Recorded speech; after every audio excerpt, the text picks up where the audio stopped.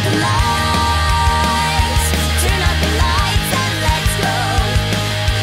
Anywhere the wind blows, follow where your heart goes.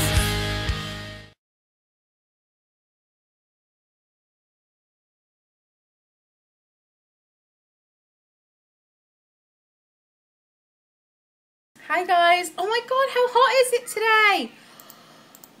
It is so warm. It is stifling in my conservatory. It's just like, I mean, I'm in my living room, but it's just hot everywhere today. I don't like it. I hate being hot. I'm not happy. I'm gonna do my daily challenge for you, and then that's gonna be pretty much it today. I want it to be quite a quick video today, and the reason I want it to be quick is because I want to get it uploaded now. I mean, it's, what time is it? It's 2 o'clock in the afternoon, and I want to get this video up as soon as possible because somebody commented on one of my videos saying that they think I should do like an agony aunt type thing. So that's what I've decided, that I'm going to make one of my vlog videos about you guys. So what I'm going to do, I'm going to give you the whole weekend to send me in some questions. Now, you can either put the questions down below, or you can message me privately with them. Yeah. What? I don't know. If you want to ask me a question but you don't want me to read out who it's from, that's fine. Oh my god. Oh, there's so many blemishes. That's fine, I can do that. Careful. I'm happy to answer questions, and what I'll do, I'll just read out the question and then give you my answer. But if you want me to say who it's for, then I will do. So yeah, if you comment down below, then I will read your name out. If you private message me, I won't read your name out because you might be a bit embarrassed or something.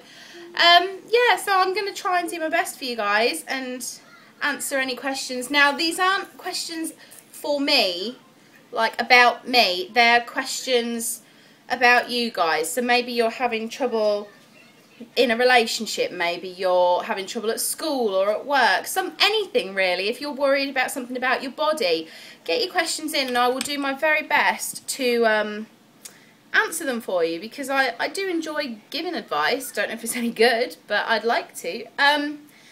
So yeah, if you want to do that, and then what I'll do is on Monday's vlog or Tuesday's vlog, depending, it'll probably be Monday's vlog, I will answer them for you. So let me just see what Monday's question is going to be. Yeah, I can do that. I'll do it on Monday.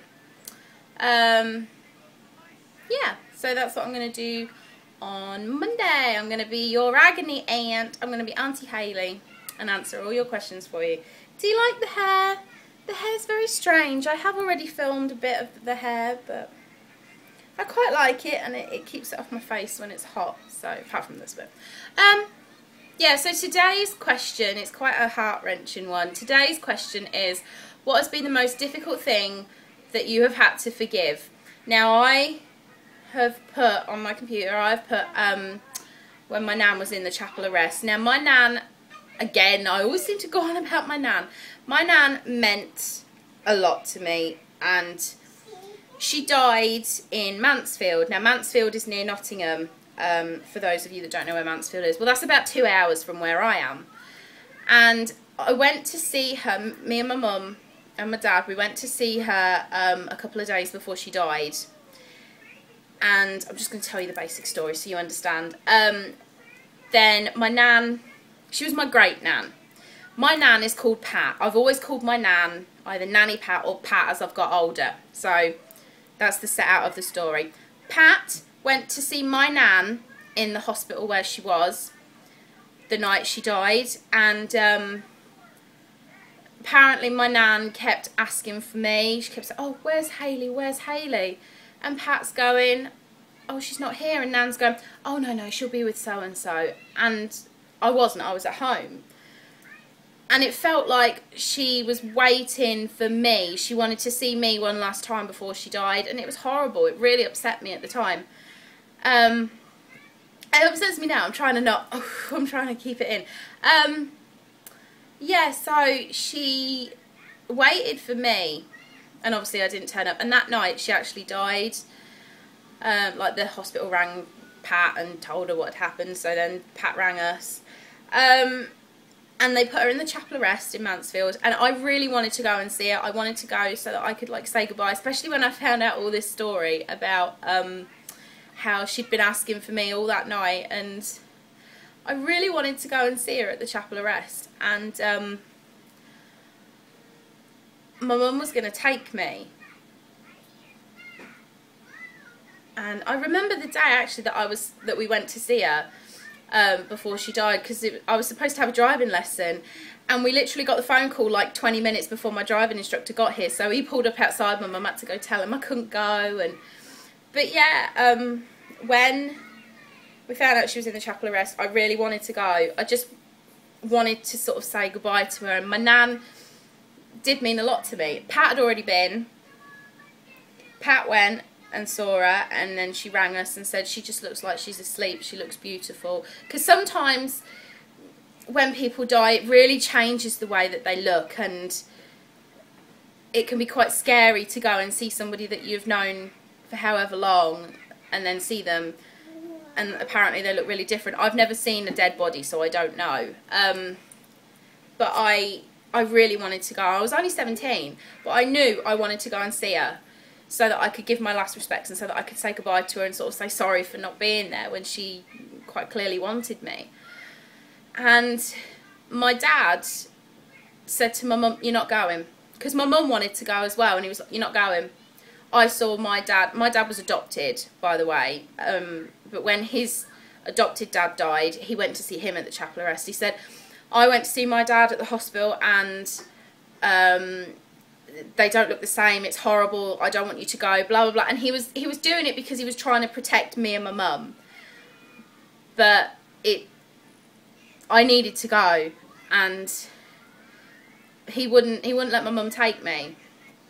And I didn't drive. I mean, I was learning to drive. I was, like I said, I was 17, and I couldn't get a train because I didn't know where it was from the train station or anything like that. I probably, if I'd tried harder, I probably could have gone. But Mommy, at the time, I was really upset because I really wanted to go and say goodbye to my nan, and I felt like my dad had stopped me from having that right, and it was horrible. It was a horrible feeling.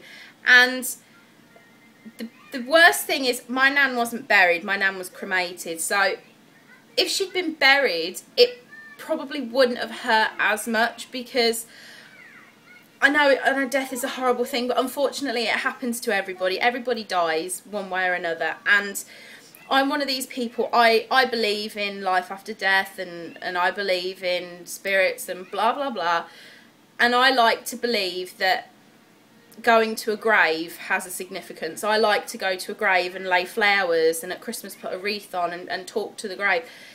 And I really wanted that with my nan, and everybody was like, no, she's been cremated, she's been cremated. And she was cremated, and then her remains got brought home, and they are in my mum and dad's garden, which is fine. But I said, well, what about when you move? If you ever move house, you're just leaving her there. Which I know she's gone, and I know that her ashes will have all disintegrated. I understand all that, but it's the significance of it. Her ashes were put into that garden. If they ever move, she's gone. I mean, I talk to my nan anyway. I talk to her here, because sometimes things will happen, and I like to believe it's my nan. And I know that there's scientists out there, and there'll be people out there from a science mindset who'll be like, oh no, that doesn't exist, there's a reason for everything. But that's just what I personally choose to believe. I've never grieved for my nan, not properly. I've still not grieved for her. That's why I like to believe that she's with me, and that she talks to me, and that. And because there's no grave, I feel like I can't go and talk to her. It sounds really stupid. If there was a grave, her body would be there, so I could like go and visit her body. I know what I'm trying to say in here and it doesn't make sense. It's not coming across okay. But I had a lot of resentment towards my parents after that. I had resentment towards my mum for not standing up to my dad, and I had resentment towards my dad for putting his foot down in the first place. And I have, obviously, that was like nearly 10 years ago, and I have forgiven since then and moved on, but there's still a little piece in here that still hurts, and I still wish that I could have gone and see it. And what annoyed me the most is that people went to see my nan. Not many people went to visit her up there, but there was a person who went to see her who was family but wasn't family. It was more through like relationship. It was like she was in a relationship with a member of my family and she went to see her, and I was happy that she went to see her because she thought a great deal of my nan as well. But I was really angry at the fact that I was her granddaughter. I was the one that she was asking for, and I didn't get to go and see her, and yet this other person did, and that really upset me. So that put a lot of anger into me as well. I had a really bad time after my nan died. I'm not going to go into it because it's personal to me. It's something that was never supposed to be found out about me, and I found out later that, because I used to write it all down in a diary, I found out that my mum had read my diary, so she found out all about it. Then she told Pat. So it's not something that I'm going to bring up on here because it's nothing to do with anybody else, and it shouldn't have been brought out in the first place. The only person who knows is Mark and my ex, because I used to talk to my ex about it. But I did hold a lot of resentment and anger after that happened, and thankfully that has gone now, but I still haven't grieved. Nearly 10 years on and I still haven't grieved. That's not normal. Everybody deals with grief differently, and I just want to get it over with. I hate having this feeling all the time that I can't get rid of. I don't want to forget her or anything like that. I never want to forget my nan. If I didn't want to think about my nan anymore, I wouldn't get a frigging tattoo or, like, to represent her. I want to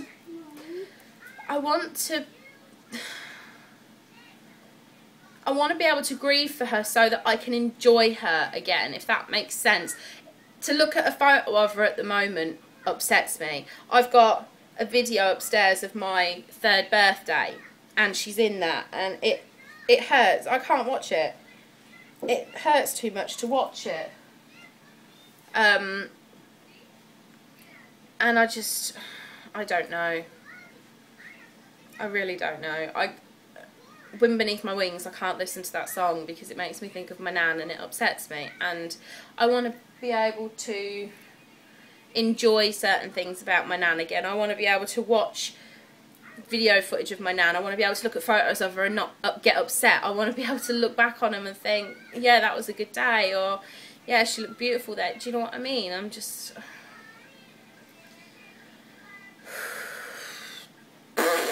This video is longer than I was supposed to have made it because it's such a... That's a really hard question.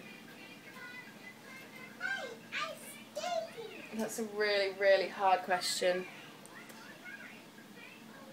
I'm actually going to just leave it there. I'm not going to say any more because I'll see you tomorrow, guys.